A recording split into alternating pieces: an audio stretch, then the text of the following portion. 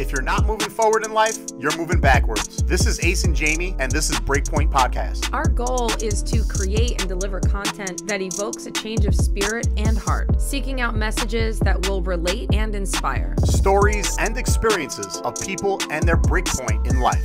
Little rough around the edges, completely unhinged, and wildly compassionate. We bring you Breakpoint Podcast. So yeah, we wanted to have you on the podcast because for one, I know that, you know, we watch you and what you do, and obviously we do some work together, we collaborate together on some stuff, and it's just cool to see someone your age that's really hustling, right? But along with the hustle, making a difference. And we've heard a little bit of your story. We're excited to learn more about your story, but ultimately we think that people could really benefit from just kind of hearing about how you came to be where you are right now. I mean, one of the biggest things is, if you guys are not following, you need to go to Instagram and follow Sal Rizzolo, at Sal Rizzolo. It's Rizzolo, right? One L. The first person to get it right. Yeah. And right now he's in the process. He bought his first home that was later last year, so end of 2019? My first home was 2016. Okay, 2016, so this is your second home. Six. But right now, if you go to Sal Rizzolo, Rizzolo, you can see he's in the process of building out his backyard, which I think is so cool. I mean, to be able to, how old are you, Sal? 32. 32 years old. He's getting so old. Just had my birthday. Well, Sal, and maybe you could just give like a real quick 30-second, you know, where you're at today. Like, what do you do right now for a living? Yeah, what do you do? Before we dive into your... So, I mean, as of right now, I'm a branch manager at Cardinal Financial. It's a mortgage bank only.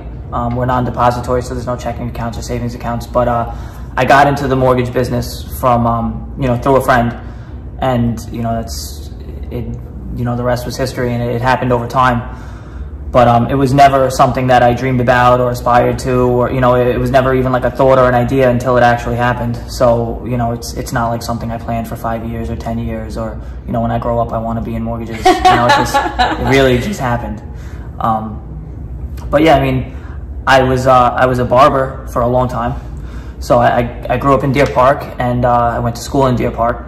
And Profiles was the barbershop that everyone in town went to. I was maybe like 15, 16 years old, and a few of my friends, and you know, we were all into computers. We didn't play sports. We'd burn CDs, burn DVDs, like see what we can get away with. And we started burning movies, you know, back then. And I remember sitting in the barbershop waiting for a haircut, and one of the barbers was like, "Oh, you got movies? Let me see what you got." And before you knew it, I was going to the barbershop after school and sitting there for 4 or 5 hours and trying to make money off of movies. You were selling DVDs. Allegedly. I was really young, and I had a DVD burner, and that was like the cool thing back then.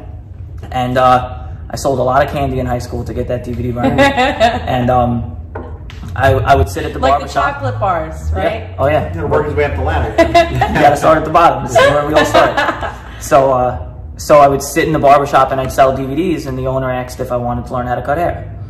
And I just stood next to him for weeks and weeks and months, and then eventually like 2 or 3 kids in school found out that I was at the barbershop and I could give them free haircuts. So I started ruining people's hair for free, for a few months, and then eventually, you know, a year went by, I learned enough to get my own chair.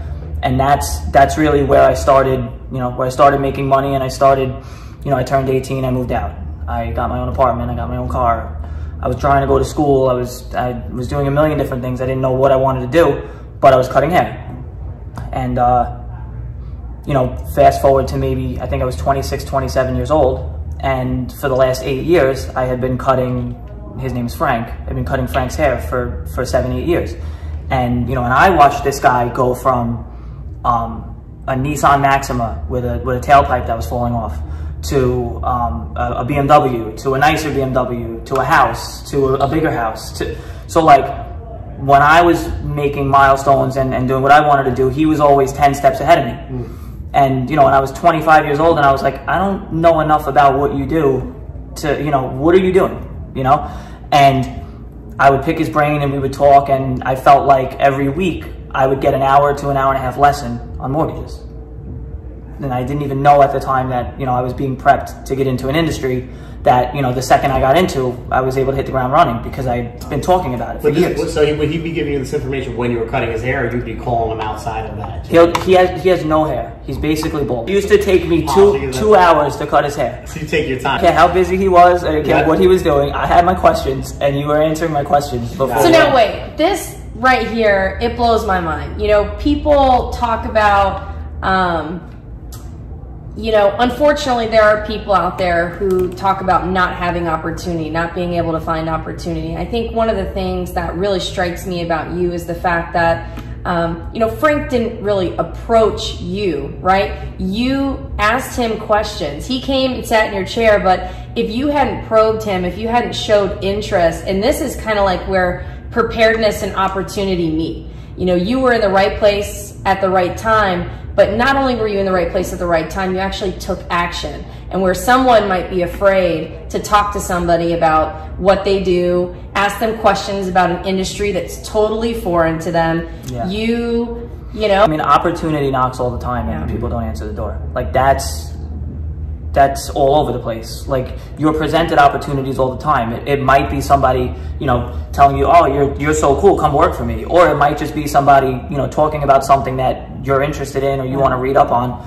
But yeah, I mean, Frank told me for years, like, you don't want any part of this. Like, really? He's like, I've been doing this since I was 15. I've seen 6 waves. He's like, you know, you count your money, and before you get paid, the market crashes and you're back to square one. So it was always, you know, in the back of my mind, it was always like, haircutting is guaranteed, right? I go to work in my sweatpants. I drive a minute and a half to get to work. All of my clients love me. I don't got to learn anything new. It was comfortable. But like, comfortability for, you know, after 10 years, I was like, you know, now is either I'm going to do this forever, or, you know, if I'm going to take a jump, it's going to be something that could potentially be lucrative, because why else would I leave cutting hair behind? You know, I remember he told me, like, you know, come to the office on Monday and I'll show you around. And when I got to the office on Monday, he didn't show me around. He just brought me in the room and there was papers on the table, and he was like, these are your papers. You start next Monday.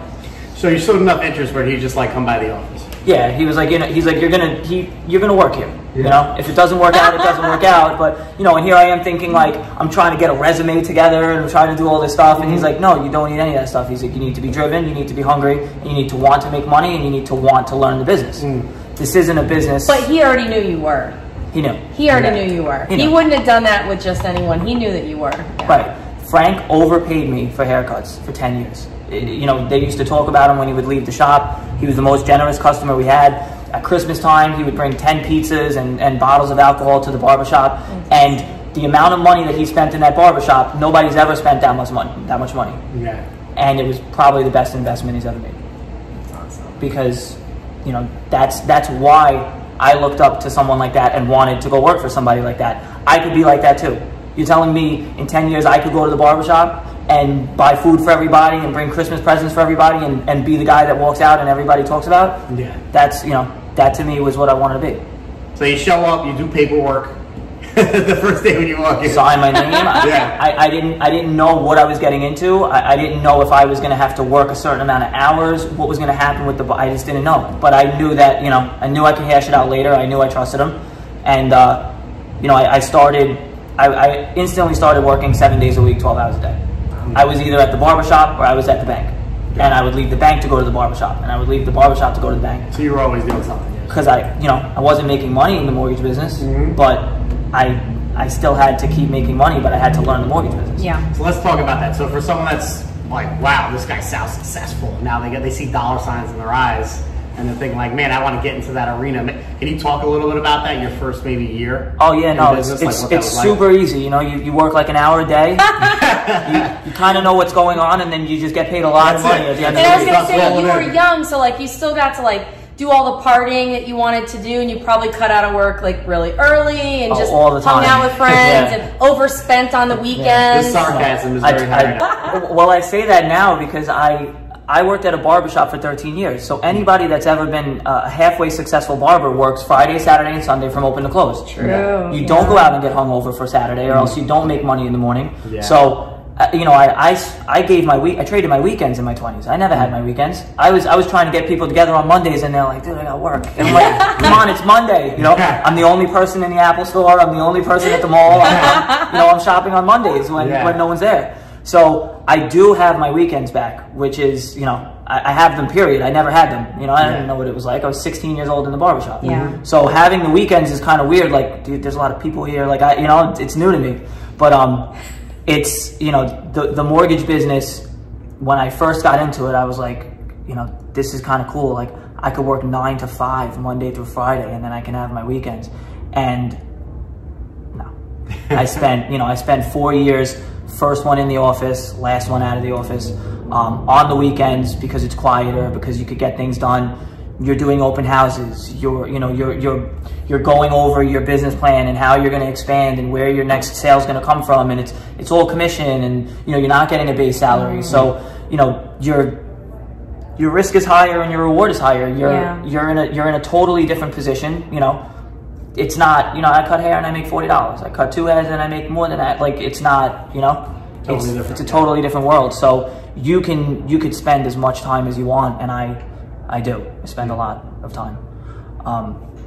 But it's, you know, it's a lot of numbers. It's a lot of, you know, it's sales, but we've gone back and forth because, you know, a lot of people look at it as like sales, and then a lot of people look at it as customer service. And what we've tried to do where I work is, you know, it's somewhere in the middle, because, you know, we do lead business, and we're reaching out to people and we're explaining to them why it makes sense to refinance if they just bought a year ago, or why consolidating debt and using your home to do that makes sense, even though your great-great-grandparents told you never to do it. You know, like there's a selling aspect of it, but then being available and answering the phone and knowing what you're talking about and explaining things to people so that they're comfortable, that's customer service. That's where you get the 5-star reviews, and that's where people give your name out. And, you know, like, we've all had stuff done for us where, like, oh, yeah, I had my bathroom done and it was okay, but I would never recommend that guy. You know, you need to be the person that gets recommended. That's figuring out how to become that person is a full-time job aside from everything else. So would you say those first 4 years is basically where you built your reputation? That's kind of like dominoed into where you're at today? Or? Yeah, I mean, I would spend, you know, I would never spend less than a half hour to an hour on the phone with a customer. You want to get to know somebody. You want to get to know what's important to them and why.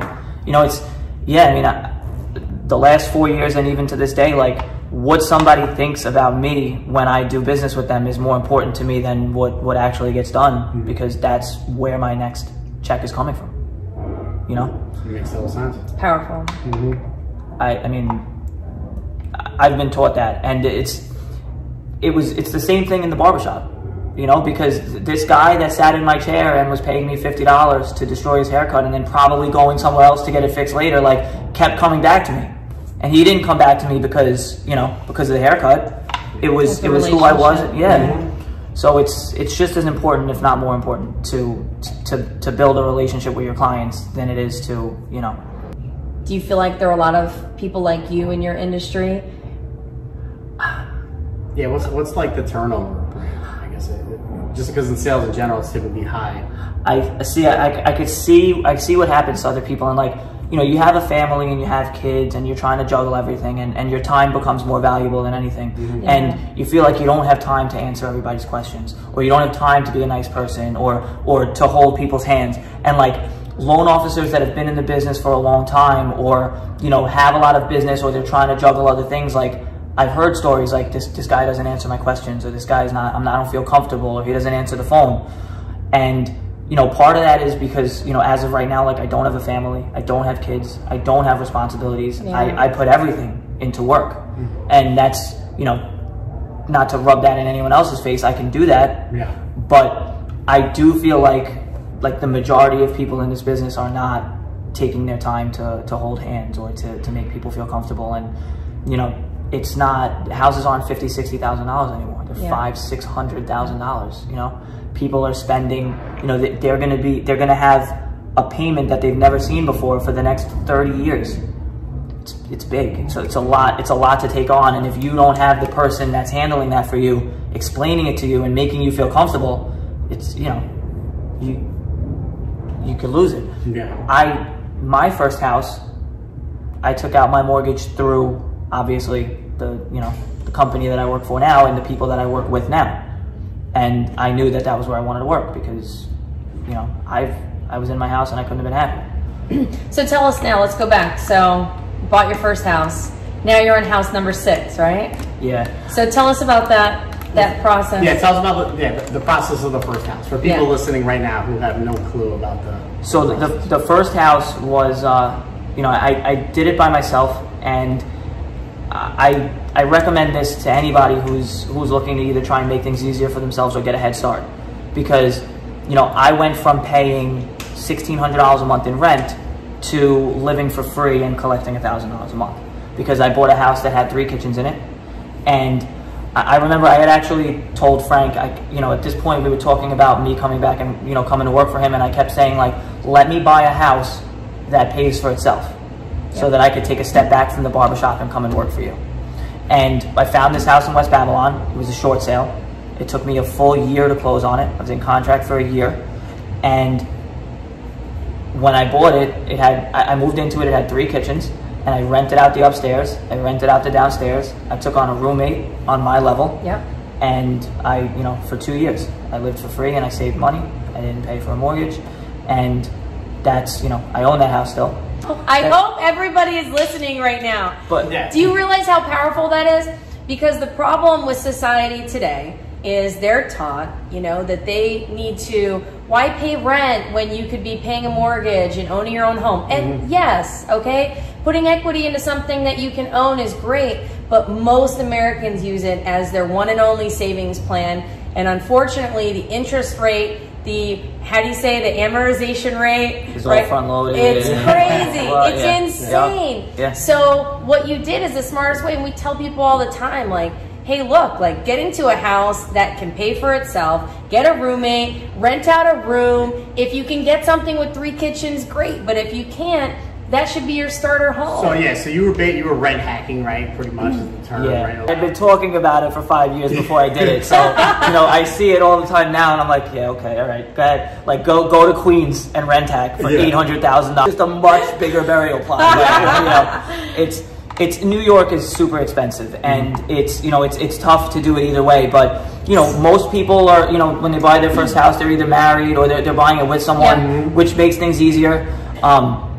But to have an accessory apartment that you collect $1,000 a month from, which you would have to make $1,300 to $1,400 at your job to take home, if your mortgage is $2,800 and you're effectively bringing in $1,400 in gross income, your mortgage payment is half. If you could keep making that payment and put the rest of it to principal, you could pay your house off in 15 years. Like, people max themselves out on a mortgage payment, and then they make minimum payments for 30 years and they wonder why it takes so long. Should never be paying minimum on your mortgage, and you should, this is going to turn into a mortgage podcast. But I think that stuff like this is the reason why people want to spend time on the phone with me or want to talk to me, because it's not just about like, oh yeah, you're FHA, come this way, you're conventional, come this way, we'll set you up, my processors will call you, we'll take care of this for you. It's not that. And before we get maybe a little, just because the average person listens to this class, I would like to know, like, what was the process? Like, you got the house, like, maybe explain to the average, what is a short sale, right? What does that mean? What did you need to put yourself in a position How did you do that for your first home? To be able to buy the home? Like, what did you need to show? What did the bank ask for? Like, these are like simple questions because you deal with it every day, but people don't know. My first house, I was a self-employed barber. Okay. So I went from, of course I was only making $8,000, $9,000 a year my entire childhood. And then when I wanted to buy a house, I had to start making $80,000, $90,000. Yeah. So I paid almost $30,000 a year in taxes. Yeah. And then I had to put another, whatever it was, $30,000, $35,000 down on the house. When I tell you that I didn't go out for 2 years, I didn't like not go out on the weekends for 2 years. Like, I didn't go out of the house for 2 years. Like, I didn't go out to eat. I didn't go to birthday parties. I didn't go to weddings. I didn't go to anything. It was all going to get in the way of what I was trying to do. And at this point, I was 26 years old, and in my mind, I had waited long enough. And if I didn't speed it up now, I was going to regret it when I'm 35 years old trying to buy my first house. So I saved every single dollar that I made. I cut down on expenses. I ate, cheap food, whatever I had to do. And the short sale was basically a sweet lady that was losing the house because she was upside down in it, because she spent her entire life refinancing to pay for her kids' nonsense. And that's what it was. And when she lost the house, the bank said, all right, listen, this lady owes us $400,000, but we know the house isn't worth that, so we're gonna short sell it to somebody who could qualify, and we'll sell it for, I got it for $260,000. Wow. The house is worth $500,000 now. So it's, that, like you said, was a little bit of luck. But, when I went into contract on the house, I hadn't even filed taxes yet. Oh, shit. It was a shotgun move. Like, I remember talking to Frank and being like, dude, I want to do this. And he's like, what do they want? I said, they want $5,000 down a contract. He's like, so what's the worst that happens? You lose $5,000. Yeah. I mean, that was a lot to me, but I'm like, all right, that's the worst that happens. Let's do it. And I ended up in the house. It was right around Christmas time. And, I was already renting a house with my sister and her friend, and so, like, I had all the renters. We were renting a $4,000 a month house. We just picked up and moved into the new house, and everyone started paying me instead of my old landlord. Genius. So it fell into place, but it was a long time coming. And then when I moved into West Babylon, it was the same thing. I never lost it. Save. I wasn't going out, but now I wasn't paying $1,500 a month in rent. I was collecting money. So now the savings were accelerated. And after 2 years, there was way more equity in the house. I cashed out. I took the money from there, plus the money I had saved, and I bought my house in Patchogue. Awesome. Along the, in between that and that, I bought investment properties in Albany and another house in Deer Park. But for the houses that I lived in, I went from West Babylon to Patchogue. Yeah. It's really cool. Love it. So let's explain that process. You're buying the investment properties along the way. Like, don't skip right over. Give like a quick overview of like how you did that. So I decided on Albany because Albany is it's a school town, it's a government town.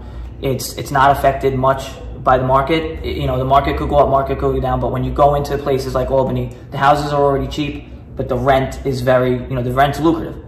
So your mortgage payment might be $800, but the rent might be $3,000, $2,500. So you get into one of those for as cheap as possible, and then the rent starts coming in, and now you're cash flowing positive on 1, 2, 3 different properties, and you use that money to pay for your mortgage on your own house. And whenever people come to my house and they're like, oh, it must be nice, and I'm like, yeah, it's even nicer when you don't pay for it yourself. And that's, we want to do seminars and we want to do classes, but for the 100 people that have called me and talked to me about it for hours and hours, nobody's pulled the trigger to do it.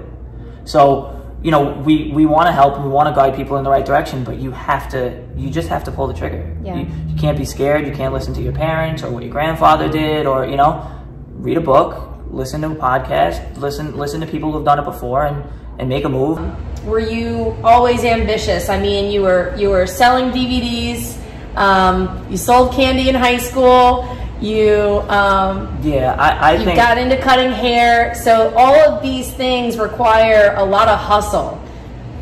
I mean, this is going to be like the most shallow answer of the entire podcast. Gosh. No, because ever since I was 15 years old or 16 years old, I'd look at a car, or I'd look at a PlayStation, or I'd look at something, and I'd just be like, I want that. What do I got to do to get that? I got to make money. Okay, how do I make money? I don't work at McDonald's, or I don't, I just do whatever I have to do to get it. So it was very simple. I don't have like a dynastic reason for like being the way that I am, but I was always in a position where money was an issue. That was always a thing growing up. So like the further I can get away from that ever becoming a reality again, to me, the better it is. And like, especially in a business like this where there's waves and things go up and down, if there's a wave, you ride the wave. You don't go on vacation. You don't put yourself off or pace yourself. Like you don't do any of that. You go as hard as you can, and then when you really need a break, you take a break. That's, some people don't agree with that. I'm saying, like, you're in a position where other people may not be able to do that. And or want to. Yeah, or want to. Yeah, so everybody's different, and winning and happiness looks different to everybody. And the satisfaction you have and the excitement of just watching you talk about it, like, that's the win right there, because you get to make money doing something that you're really passionate about. And you have all the building blocks to be an entrepreneur, from the DVDs, from the candy to the barbershop, being in control of how much money you can make. If you didn't get it, if someone else was sitting in your chair, you'd probably be doing something else in entrepreneur land, or own a business or something else, because you had it in you. You were I might have been, yeah. For more. Absolutely. Because it's an interesting well, the thought. hunger's in you, absolutely. Yeah. Where he's it's like that natural born hustler Yeah. or entrepreneur. But I had been recruited, I had been talked to so many By a times lot for of so many yeah. different fields. Yeah. And, I can imagine. You know, and the person I ended up going to work for never even asked me or pressured me. He told you to stay away. That's indifference. It's great. It works every time. Yeah, right. Because it's deniability. Yeah. I told you so. You know, I can never go to him and be like, "Why'd you get me into this?" Because he told me to be careful. But I don't care. I seen it. I'm the kind of person where, like, if somebody else does it and I talk to that person and I feel like I could connect with that person, then I could do it. Yeah. You know, maybe not as quick or maybe not as good, but you know, we all have the same opportunities when it comes to our mind. If you want to learn something, you can learn it. How much you want to do it is what determines if you do or don't. Right? Absolutely. And when you first started, when you first looked down at those papers on the desk, and Frank, you know, you met Frank at the office the first time, I'm sure there was a lot of, oh shit, I don't know what I'm doing. Oh, I was terrified. And that's the coolest part, you know, because a lot of people, they say to themselves, you know, I don't know how to do that. I've never been in sales before. I can't talk to people. There's so many different excuses and reasons why people will stop themselves from taking the next step, when it's like any skill can be learned. We always talk about this. There's no such thing as something I don't know, only skills I haven't learned yet. Because anyone, if you put enough time and energy towards something, can learn a skill. And it's really cool to see what you've built and are still building. Yeah, and one thing I want to talk about, Sal, which is really cool, because right now you're in the process of building out a team. Right now, you're not just by yourself. Yeah, right. Started a branch. So you started a branch, really cool. What are some like principles and things you're looking to do, or maybe some things that you're being coached on by Frank or mentored on how to scale, how to grow the team, some things that you're kind of thinking about? Well, that's what it is. I mean, there's so much to this business that that you don't see, and when you try and scale a business in an industry like this, I mean, there's 50 to 100 things that you don't even think about, and you think you've had it all figured out. But you know, from the expenses to to interpersonal, to hiring different people and not even considering if they might get along with each other, and who wants to do what and how do they want to grow, what do they want for themselves. Like, it's become a little intimidating, and you take it in stride, and you always have the answers, or you put them on hold and you got something to do until you have the answers. But we started, it was just me and my friend Vinny that works with us, and we started a branch. And then we started expanding. Vinny went more like outside sales, and I took the reins, and we hired Laura, who you guys have met. Yeah. Josh, who you guys have met too. Yeah. Who are actually both realtors, and we took a kind of different approach because two of my top producing people on the team are realtors. They're not, they're not lenders. But as far as a referral source of business, they bring business in. They show their clients that they have mortgage knowledge and mortgage background history. And they work with us, and we work in the office together, and we could touch base, and the clients that we work with together, we could go back and forth instead of having to make 3 different phone calls. So, we have $4 or $5 million in the pipeline at any given time, just from Laura and Josh alone, who don't know much about mortgages. That's awesome. And then we hired Carolina, who's like my right hand savior. She's our processor, and I don't think I'd be able to do the business I'm doing now if I didn't hire her exactly when I did. And then Johnny and Anthony, they're two new loan officers. They both have a pipeline. They're both doing business. They're both learning every day, and they're answering questions. And I hear them on the phone, and every day they get closer to being self-sufficient, which is the most important thing. So we're gonna stay at this for a little while and make sure that this gets polished and and moves along. But we went from in October of 2018. Excuse me, of 2019, so 7 or 8 months ago, the biggest month that I have had was maybe like 1.5 million, and now we're gonna do like 12 or 13. Wow. So it's it's super expansion, super fast. Part of it's the market, but the right guidance is definitely a big help. But and everything that you guys are going to learn and your team is going to learn through this insane time is just wild. Yeah, no, it's the best. I mean, the only way to learn in the business is to, you know, to originate loans and to learn how things are going. So I always explain to my guys that they can tell anybody that they're working with that they're part of a team, and that they have a second voice or a third voice or someone to explain things a little bit better if they need it. And you know, it was the same thing that was done for me when I was in the barbershop. You know, I would struggle for 2.5 hours on a haircut, but the guy next to me cut for 15 years and he could fix anything that I did wrong. That's great. So do what you got to do, you know, get out there, get it going, and then I'll take care of it. Game for Sal. What's the 5-year game plan? I'm sure you must talk about it. Yeah, we always talk about how, like, if we do the right thing, we could retire early, and that's always the goal, but I can't think of retiring. I can't imagine going from working, you know, 80 hours a week to working 0 hours a week. I'd retire and I'd start a different business. Yeah. So I really don't know. I think that not knowing where I'm going to end up is part of the fun. So, you know, I always have goals of where I want to be in a year or 2 years. Of course. But there's no end game. You just play along until, you know.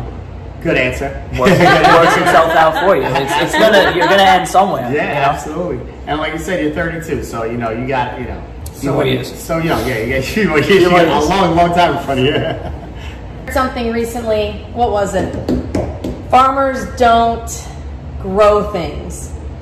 Farmers create the condition for growth, and so it's the same way with leadership. And so I think that right now, as you're putting a team together, obviously you've learned through your experience, through everything that you've done, through the mentorship of Frank, and I'm sure you have other mentors and coaches right now too. You've learned how to create those conditions, and that's why the people in your team are succeeding and thriving. But if we were to talk about conditions, you know, you growing up, you know, do you feel like, you know, some people, you know, may look at your situation and just be like, well, he's lucky. You know, were you born on Long Island? Yeah. You were born on Long Island, so you're probably privileged, you know? 100%. Everyone on Long Island is privileged. I have to agree with that. I mean, you're surrounded by water on all sides. You live on an island, for goodness sakes. It's a boater's paradise. Yeah.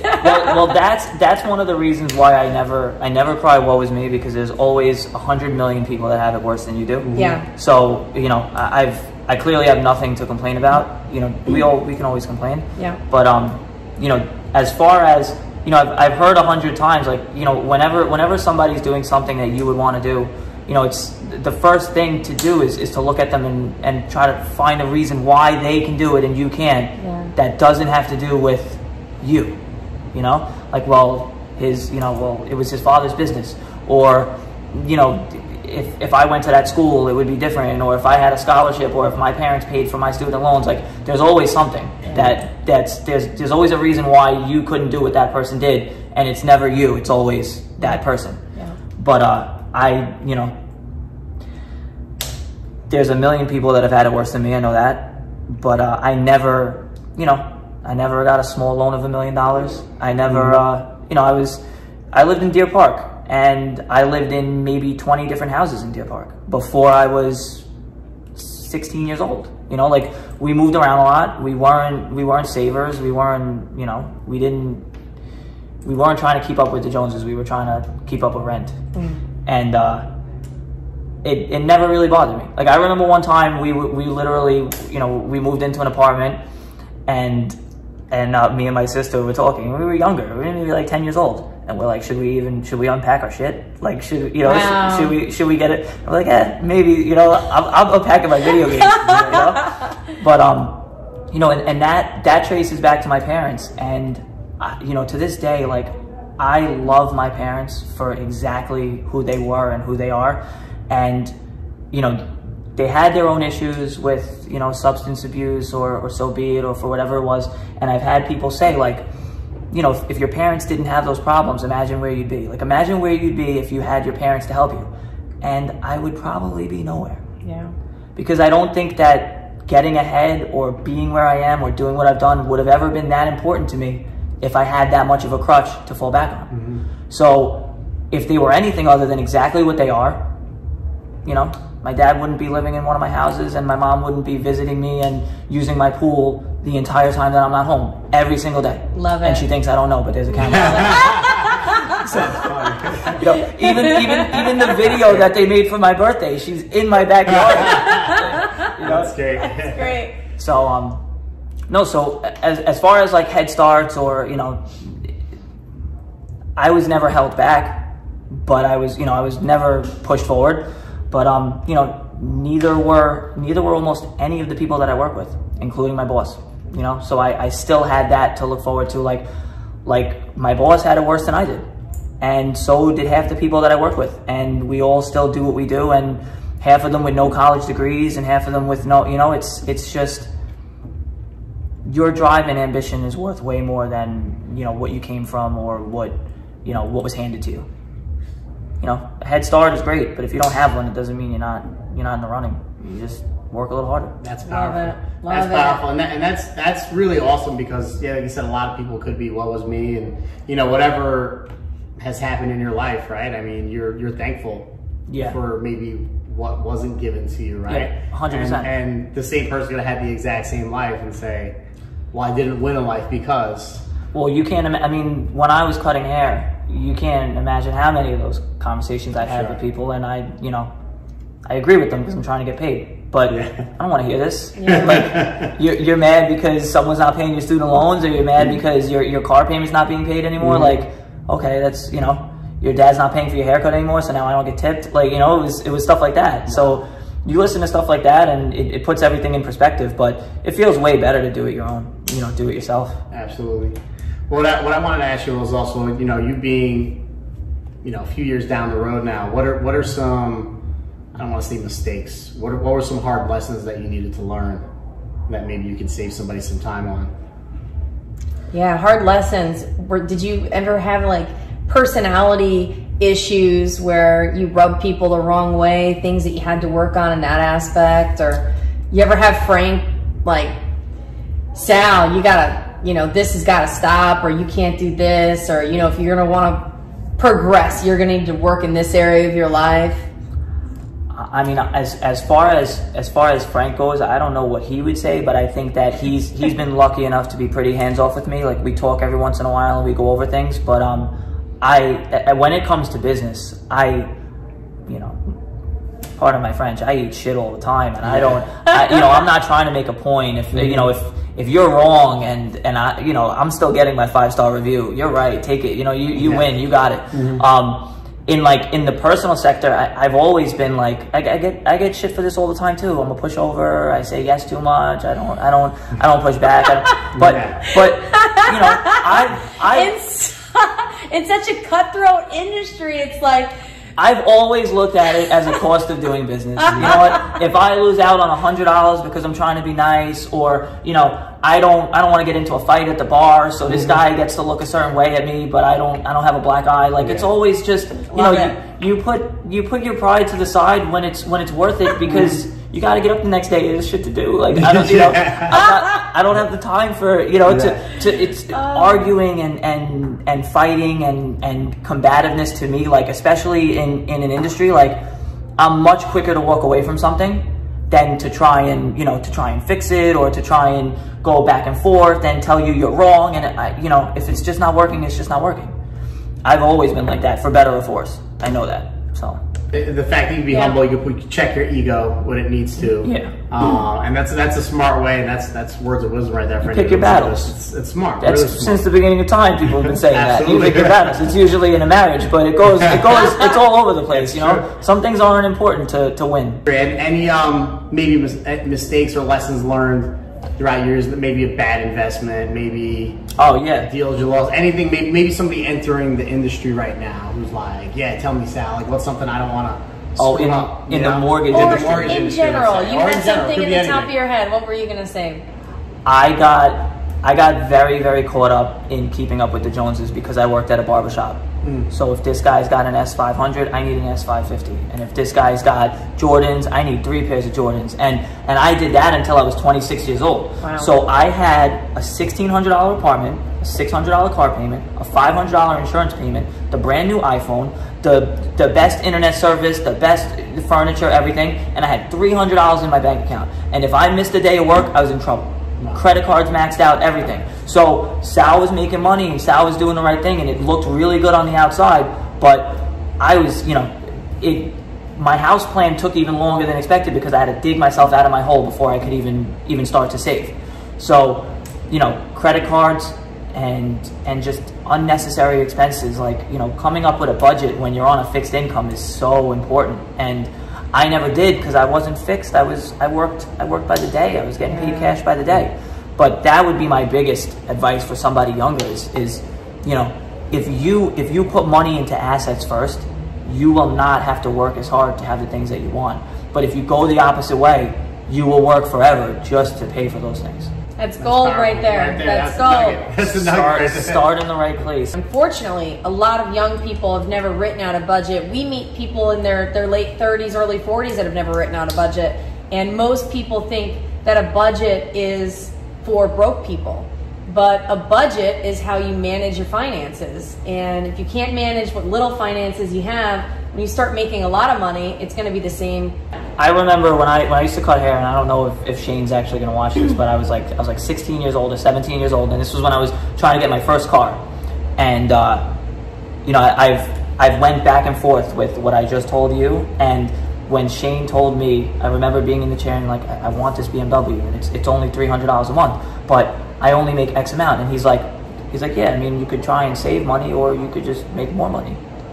And I remember this to this day. You probably would not even remember saying that to me, but you know, you have two options. You know, you could do the budget thing, and you can, you know, you always should know what money you're spending and what money you're saving. But there's nothing wrong with saying like, I want to make more money. I'm going to make more money. To think that you're 25 years old and you should only work 40 hours a week, who the hell do you think you are? Like, every single relative that you've ever had has probably worked harder than you're willing to work now. What does that tell you? You know? Like, it's just crazy that you have parents and grandparents with houses that are paid off and you don't want to work more than 30 hours a week and you have to take 4 vacations a year or you feel like you're missing out on life. You know, because when you do what I was doing, work 60, 70, 80 hours a week to pay your car payments and your rent, you're just getting by. Yeah, then you're in the back. So like, you know, if that's the life that you're going to live, if you're going to make just enough money to skate by, then yeah, work 40 hours and pay your bills and don't complain about never having any money, because that's what you asked for. The money's out there. Whatever you're entitled to make now based on what you know and what you've learned and what you're capable of, it's a game. You want to make more money, learn a skill that pays more money. Be an electrician, or be a plumber, or be a contractor, or be something that makes $50, $60 an hour, or go to school to do this. But if you sit down and come up with a plan and you stick to it, you'll get to where you want to be. Well, yeah, and I think the biggest takeaway is, you know, right now you're working 60, 70, 80 hours, whatever you're putting in, but you're building towards something like you own this, right? You're not working for somebody doing that, so there's no limitations. Right. Sal works harder, Sal makes more money, right? Yes. Sal works harder, Sal owns what he buys, right? So you're putting your money into hard assets and things that'll, you know, make money, could be forever, right? Yeah. So it's just a different way of making money. I think most people don't think about, and because what you're learning right now is a high income skill, right? And most people aren't learning a high income skill, and they're putting 40, 60, 80 hours a week or whatever it is. And $100,000 in student loans. Precisely right there. And like you and a good point. Like is the most I'll say about that. No, definitely. I mean, there's something out there right now that they're actually paying people $1,000 if they quit college and start to learn coding and other stuff. So I think right now during what's going on with COVID, Harvard right now just announced that they're doing everything through Zoom, and they still want the same amount of money. Imagine paying $80 grand a year to sit on your living room couch. Forget 50 grand, and you're still. And the reason why is just I forget what it is. I think it's 280,000 students and 240,000 employees. Like, how's that make sense? You know, so it's just a matter of it's you know, everybody, you know, colleges, you know, it's a big joke. See, like I watch like the Gary V podcast and these Grant Cardones, and like there's Grant Cardone, who makes millions of dollars a month sitting and talking to 400,000 people that are are all going to try to do the same thing that he's doing. There's not enough property in the world for 400,000 people to do what he's doing. He knows only 1% are going to do something. Right. But he's making $8,000, $9,000, $10,000 off of all those people in the audience. Yeah. I know a couple that spend over $60,000 in fix and flip courses. Like when you want to learn something, you know, it's, you know, these interventions or conventions or whatever they are, like those work, but you could learn interventions. That's where you need to go after you go to. So I get those confused. But you know, you find somebody that's doing what you want to do, and you go to that person and you say, listen, pay me or don't pay me, whatever. Let me follow you around. Let me get you coffee. Teach me. Yeah. You know, and like the same thing with Gary Vee, and the same thing with all these people that preach to millions and millions of people, and only like 1% or 0.5% are ever going to listen or try to implement. Like, you have to want to be that kind of person. You have to want to control what you make. You know, like if you want to make $20 an hour, you'll make $20 an hour, and you'll be guaranteed to make $20 an hour, but you're not going to make more than that. If you want to make $200,000, $300,000, $400,000, $500,000 a year, you get involved in a business that pays you based on what you put into it, but you can make nothing if you don't do it right. Yeah. So if you're, you know, if you're that kind of person, you end up being Grant Cardone or Gary Vee or one of these people. But I think the most important thing is getting into that mindset and really trying to identify as one of those people. Make sure that that's something you want to do before you just think like, yeah, I'm going to flip houses. I'll do mortgages. I could do real estate. Most real estate agents close 4 deals a year. That's not being a real estate agent. That's being somebody who finds their aunt a house when her aunt moves, and you know, and gets a referral here and there. If you want to be a realtor, you do what Josh does, and you do what Laura does, and you know, closing 5-6 deals a month. You're making a serious living, and you wake up at 8, you show up at the office, you leave at midnight. You know, you're controlling your own destiny. Yeah, I forget. Someone said, this was a few months ago, I don't remember who it was, but someone said something about becoming a real estate agent. Like, oh, isn't that what stay-at-home moms do or something? I have 4 kids. And the reason why is because that's exactly what you just said. It becomes more of a hobby. Yeah, it's more of a hobby than an actual career. Yeah. Because the percentage is so small, but that's everything. Well, but then there's a percentage of people that really kill it. Yeah. Real estate is probably the biggest, like the biggest gap in, you know, how much the top producers make and how much of the business they do versus the, you know, so like 2% of realtors probably do 80% of real estate business. And then you have hundreds of thousands of other realtors that, you know, sat through the 75-hour course and, you know, managed to pass a 20 question multiple choice thing, you know. Yeah. And, you know, oh, well, let me know if anyone needs to buy a house. Like, oh, that's great. I'm your first client. Like, you know, you're going to negotiate a house for me. Like, it's, you know, it's, if you treat it like a game, that's what you're going to get paid. I think a lot of people, even people listening to this, or people that you may even know, and say, man, look at Sal, look at the way he lives now. They may follow you on Instagram, but that's all they see, right? They don't see you in the office 12, 15 hours a day, every day. And that's the stuff maybe they don't want to see, right? Right? Where it's just like those 4 years where maybe you hustled and didn't see a lot in return, right? You were working. You were living off of the shop, right, the barber shop, and you were doing this on the side, and nothing was coming in financially. When I moved to Patchogue, I had 3 roommates. I didn't move to Patchogue by myself. I had a $3,000 mortgage, and I had 3 $800 roommates. I wasn't even paying for that house myself. Yeah.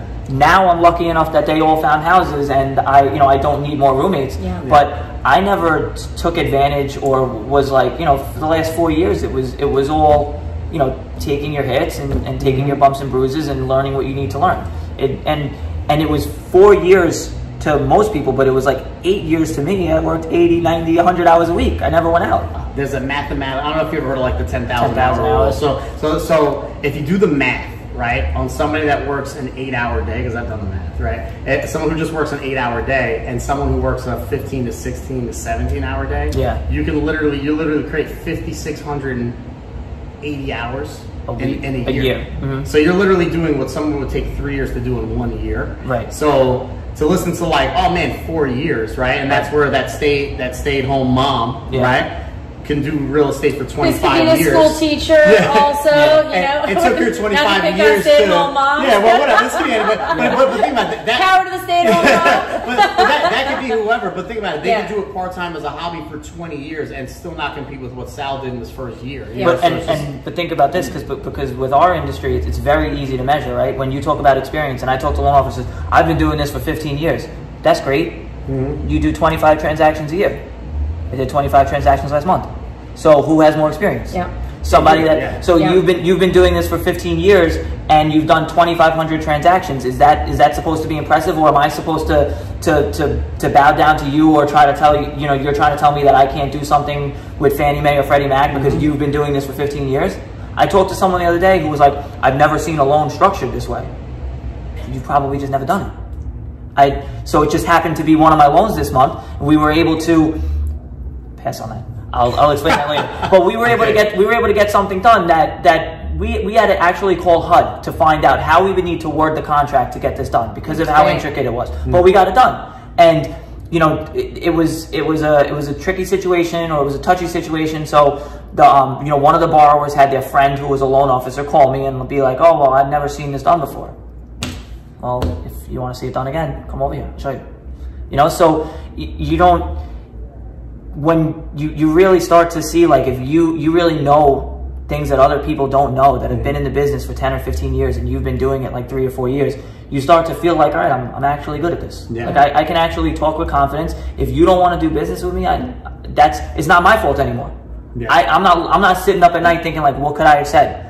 This person just doesn't want to do business with me for whatever reason. It's like the old saying, he doesn't have 15 years experience, he has 1 year repeated 15 times, because he's not doing enough transactions per year to ever really become a master of his craft. Or you do the same thing, or you do the same types of transactions. And and we have a niche that we aim for. We're targeting first-time home buyers and people that we want to make feel comfortable, because that's what we're good at. So we get a little comfortable sometimes, and we're dealing with the same thing over and over, and I'll have 8 phone calls in one day, and it's the same conversation every phone call, and I'm like, oh, I wish I could get a cash out today, or I wish I could explain to somebody how much money they're going to save over the next 30 years. But that's business. That's your business. Speed round, right before we go. C, final answer. So I know you're going to answer this before. Biggest lesson learned specifically in your industry. Something that you can give away to someone stepping into it, just say, oh, good thing Sal told me that, because I'm not going to make the same mistake. Keeping up with the Joneses was powerful. What else? Sit next to somebody who you want to sound like on the phone. Because you are going to listen to this guy all day long. Hopefully COVID's over and you can actually sit next to somebody, because that would be crushing right now if you couldn't sit next to someone that's actually on the phone. But the things that you need to speak about on the phone, or the way that you need to say things on the phone, if you're sitting next to somebody who does it day in and day out and gets good feedback from it, that's invaluable. Listen to what that guy is saying and just forget everything you know and just say exactly what he's saying, and let that become, because if you sit next to someone that does 3, 4, 5 million a month and you can effectively mimic what they say, that's what you're going to do once you bring the business, and you need to just know what to say. Question 2. Oh, he's going to milk it. This will be the last question. I just listened to this podcast. I'm excited. I want to be the next Sal.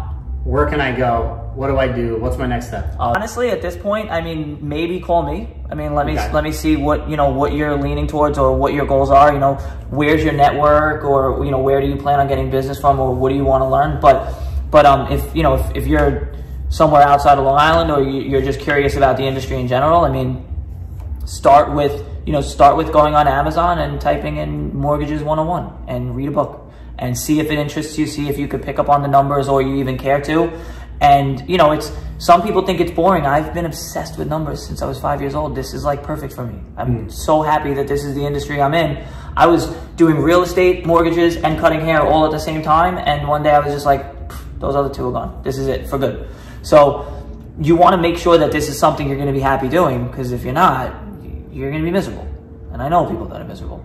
So make sure it's something that you're happy about, or that you could be happy about. But there's a 20-hour course that gets you licensed, and then the more you know going into the business, the quicker you're going to be able to hit the ground running and start originating loans instead of being a cold caller, or being, if you don't know anything about mortgages, you're cold calling. Yeah. If you've read 300 pages, passed the test with flying colors, and you understand what an amortization schedule is and how interest rate compounds, you might be able to start selling loans quicker than someone next to you. Yeah. So read up on it before you jump into it. Last question for real estate. Because this is important, this is what people may want to know. Where do you think, in your experience and wisdom, of where is the market going over the next 90 days, right? Because I don't think it's where people thought it was going to be due to COVID. So unemployment ends, then what? I guess. I think that I think that because of the state of the economy and what happened, bond yields are going to stay low for a long time, which makes interest rates stay low for a long time. And if interest rates stay low for a long time, housing prices are going to stabilize or go up, because people across the country, especially in like desirable markets, Long Island, Miami, California, Florida, you're not really buying a house based on the value of the house. It's not even tangible anymore. It's what can I afford? How much is my mortgage payment? I can afford to spend $550. I'll go out and spend $550.